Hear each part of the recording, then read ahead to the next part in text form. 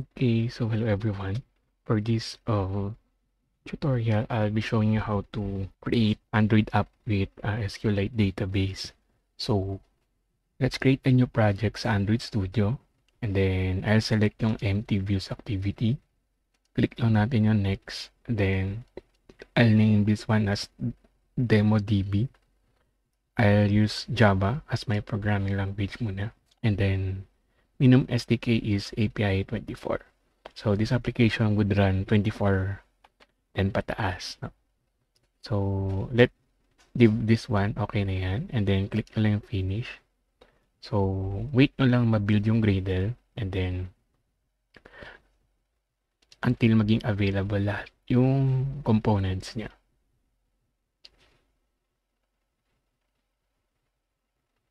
$2,000 later.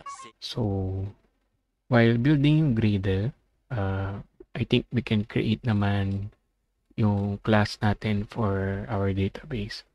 So we will create a helper class that will serve as our database handler. Can also create a contract class, but for this demo, I'll be just using helper lang para mabilis. No? So right click and then new class. No? New file and then let's name this one as db helper. No, .java. So this class will hold anything about the database. So still in progress pa yung Gradle. Hindi pa niya na-create yung default class, no? Di ba pag nag-create ka ng new file, it will create a default codes dito. So since binibuild pa niya yung Gradle, hintayin na lang natin siya. Okay, I think finish na siya. Click natin to.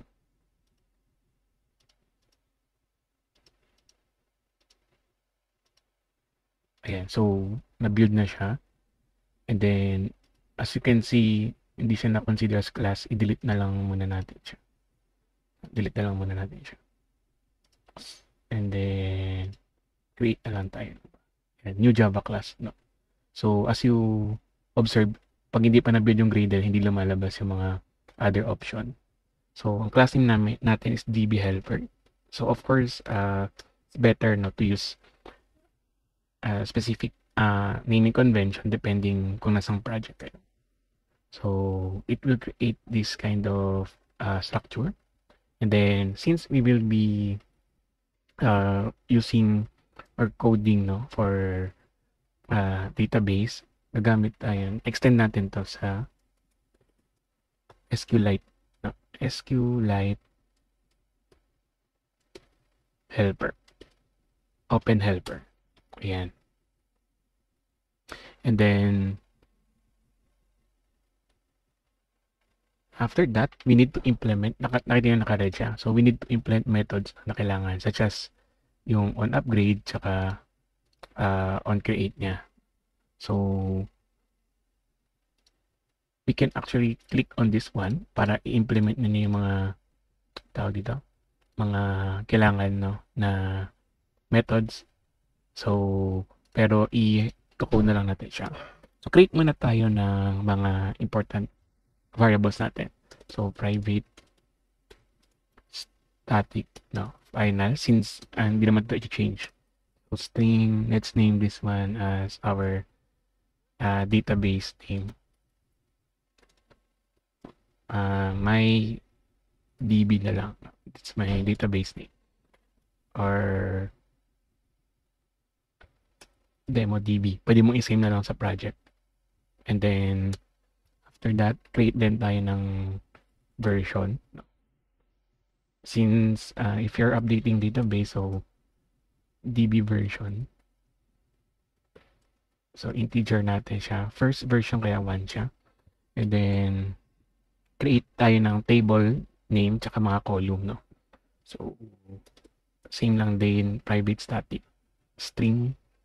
And this DB helper, we only use one database table. So, kaya isa lang siya, no? However, if you're having multiple tables, mas better na mag-contract class kayo para nakahiwalay siya. Per table may sariling contract class. So, table natin is, let's say, users na lang. User. And then, sample lang naman to. Or wag na lang user. Kunyari, contact na lang. Contact.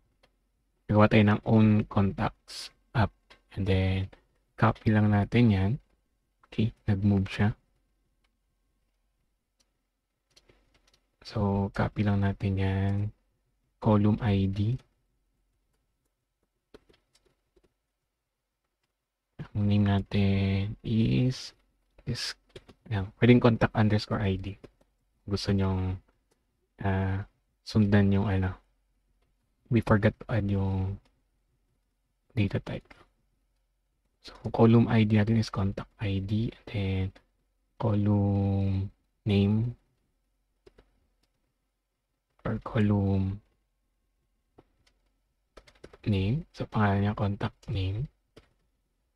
Then, next will be contact number. So, column number.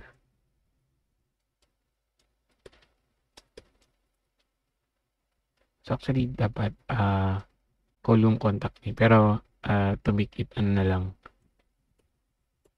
simple, in-number na lang natin to. So, ito, name lang. And let's make this one ID lang. Since single database lang naman. Mas better kasi kung usually I follow ko nung ID dito, yun yung pangalan ng column name para tayo, consistent na. So, ayan lang muna. I'll use string na lang for contact number. Actually, yung ID should be okay na rin string for this one since i-retrieve lang naman natin siya. Or i-parse na lang natin later on. So, gawa lang tayo ng ating constructor, no? So, DB helper. Then, submit lang natin yung context kung saan siya nag-work currently. Then, access lang natin yung parent, natin. Dito. Parent constructor ng SQLite Open Helper, and then we submit the context, yung database name natin. Ayan. So, next one could be null naman, tapos version. Ayan. Then, let's implement yung onCreate. Override tayo. At override. And then, si onCreate. Public void onCreate. So, need kasi to for instantiation ng database natin.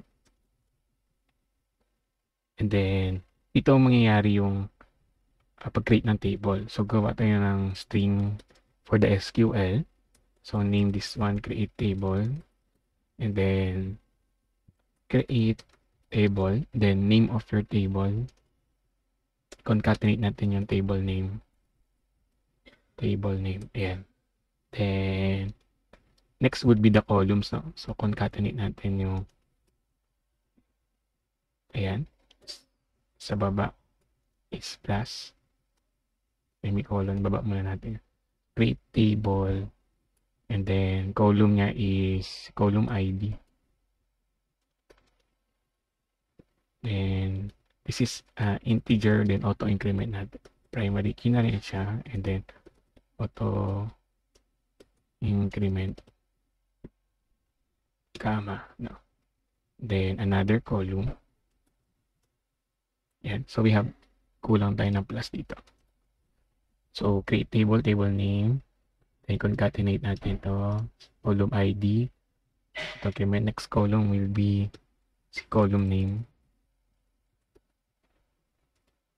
Column name. Ayan. So, plus. So, ang column natin dito is text lang to. Then, plus ulit. So, next column natin is number. I-text na lang din natin to. Para makuha lang niya yung 0 no, pag nag-save tayo later. Since demo lang naman pa. So, yan na siya. So, this is the pag-create ng DB. So, when you create your DB, ito yung instance niya. So, db.execute the SQL. Ayan. Then, pasa natin yung create table stream. Ayan, so mag-create na siya ng table. Then, let's add yung isa natin kailangang i-override is yung on upgrade. No? So, at override.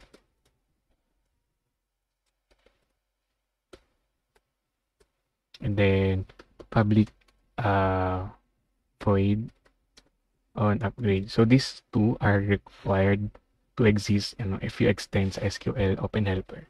So, need mo siya i-implement. So, for this one, in case mag-upgrade ka ng database mo, so, parameter niya ulit is SQLite DB Helper. SQLite, ayan. Database. Then, parameter natin yan. Then, int old version. Dalawa yung parameter, old tsaka yung new version. Then, what we will do here is, if nag-exist yung database, i-drop lang natin. No? So, exec. Then, pwede yung diretso to. Or, kung sino ilagay mo na sa string, okay, drop table if exists. So, pag nag-upgrade ka ng database, to-drop niya muna para i-recreate niya ulit. So, table name. And then, on create, DB. Okay. Again, si on create would will be called once pag na first call siya, and then si on upgrade naman pag nagkaroon ng changes sa version, i-call siya ni DB helper class. So I think may mga kulang tayong imports here, kaya siya re-read pa. So context, wrong spelling pa to, copy paste natin yan. Yan, so context, open helper, tsaka si database. Yan, so ito lang yung minimum requirements to have your database. I will not yet execute this one. Buuin natin siya with the custom function na kailangan natin. So other than creating the database, we need to, of course, operate with the database. So dito na mapasok yung operation with DemoDB, yung database natin. So first is we want to add a user. So public add user. Boolean na lang to. So re-return lang siya ng true or false kung na-add or hindi. Then ang parameter niya would be yung kailangan nating fields. So name tsaka number. So pag-add tayo ng contact. Actually, you can create a class that will represent the contact as an object na. So for this one, gagamit tayo ng typical data or parameters muna. No? Pero in object-oriented, you can possibly create a contact class sa doon na yung data. Siya ipapasa mo dito. Pwede naman ganun. So since small lang naman yung project, this would be enough na. So once nakuha natin yung data, we need to create an instance of the SQLite database. Then kukunin natin yung writable. No? So this get writable database kasi maglalagay tayo ng data. And then we will store these values in a content value para one parameter na lang later pag nag-insert tayo. So content values, then values equals new content values. Ayan. Then add lang natin siya. So values dot put, then yung key tas yung value niya, since column database, tawagin natin yung column. Ayan. Yan yung key niya. Yan yung column kung saan tayo mag-i-insert ng data. Tapos yung variable. Ayan. So prepare data. Ulit lang ulit. Tapos ito naman si number. And then number to. Then, execute natin yung query. So, this, to execute it, just call the db.insert. And automatic yan. Then, parameter niya will be the table name kung saan mo siya insert. Then, wala naman tayong need dito sa next parameter. Tapos yung content values natin. So, automatic i-insert niya yung data sa column name na yon with this given value. Then, mag-return niya ng value. So, pwede ilong na lang natin to. Result equals, ayan. Then, close natin siya after mag-insert. Then, pwede natin i-return na yung value ng result. However, since boolean to, we need to check, no? So, negative siya, 1 siya pa may problem. And then, other than that, ibang value siya, no? So, successful yung insert, you'll get a value greater than 0. And then, negative 1 if there's a failure. So, yung value na makukuha nung return ng insert is the row ID, no, nung new record. So, i-return niya yung row number, no, kung saan na-insert yung bagong record. So, pag hindi siya negative 1, basically nakapag-insert tayo, we can just return the result not equal to negative 1. Evaluate. Ayan, na-evaluate na yan. So, i-compare natin yung result if hindi siya negative 1. So, i-return niya yung value. So, mag-true siya pag hindi negative 1. Pag negative 1, mag-fall. So, basically, mag-fail yung insert na yan. So, we can use that value later on pag kinol na natin siya sa main activity natin. So, we already have the insert. Now, next would be siguro select. So, select lang tayo. So, for this demo, we will do insert and select lang muna. So, let's create a list, no? Array list na lang gamitin natin. Array list to return all the data. So, string na lang natin to. String. Array list ng string. And then, pangalan natin is get all contacts. So, add user. Let's rename this one as add contact. Then, ito is get all contacts. So, basically, we'll just query everything. No? So, create muna tayo ng array list. Di sa loob. So, I release and then string tapos contacts equals to new array list. And then, after that, create na naman tayo ng instance ni SQLite database. No?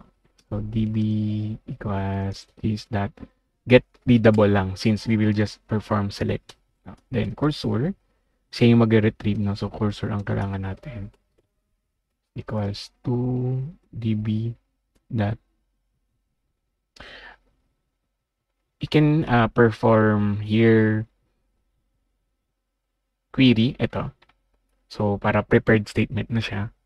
And you can also perform raw query wherein SQL yung papasa mo. So, since we did naman sa insert na yung prepared statement, so we can use si raw query para maiba lang sa demo na to. So, you can actually do select asterisk from and then yung table name. And then, wala naman tayong filter na lang natin, arguments, no? So, we just get all the data from the contacts table natin. We have select here. Again, pag prepared statement is already a method to be called lang. Given na yun sa class. Pag raw query, we need to create our own SQL here. No? Yeah. So, na-retrieve na natin siya. Next, what we will be doing is to add them sa loob ng array list natin. So, isa-isa lang natin yung pagkuha. So, if, so pwede mag-while lang dito. So cursor will start at -1, and then pag nag-access ka ng that move to next, no, magmo-move siya sa first data natin. So while, pwede na tayo dito mag-while cursor dot move to next. Yan, automatic magre-retrieve na siya sa next, which is kung kaka-query lang, siya yung first, no, sa unang call mo nito. Other approach, sometimes they check, magmo-move to first muna sila, no, and then after that tsaka magmo-move to next. But to simplify, mas mabilis na to ganito. And then retrieve lang natin yung data. String name is cursor, no, that cursor that, then get string. So kukunin natin siya as string, pero kailangan natin siya kunin dun sa column index, no? So to convert this sa string pa na retrieve, and then yung kukunin natin na column is cursor that get column index, ito, or true, ayan. And then name of your column, which is yung column name natin dito, column name. Then same with the number. So lagyan natin dito si number, tapos ito si column number. If you need the ID, you can also get the ID. And then, especially if you're going to implement yung update, no? Kasi you need the ID to know kung anong row siya sa database mo. So, contact. So, we will add it sa ating ginawang array list, which is the contact. So, contacts dot add. And then, gawin natin sa isang buong string lang, no? So, name plus, of course, if you need the data to be separated, hindi natin to dapat ilagay natin sa hiwalay na structure, no? Pero dito, lahat i-string ko lang muna. So, number for this one. Yan. So, mag-add lang siya na mag-add sa contacts natin. Then, after mag-loop na yan, lahat na-retrieve na natin. You can close the cursor kasi wala na tayong i-retrieve, and then you can close the database, db.close. And then, return lang natin yung contacts. Ayan. So, operation with demo db. So, to add new contact. Ito naman, retrieves all contact.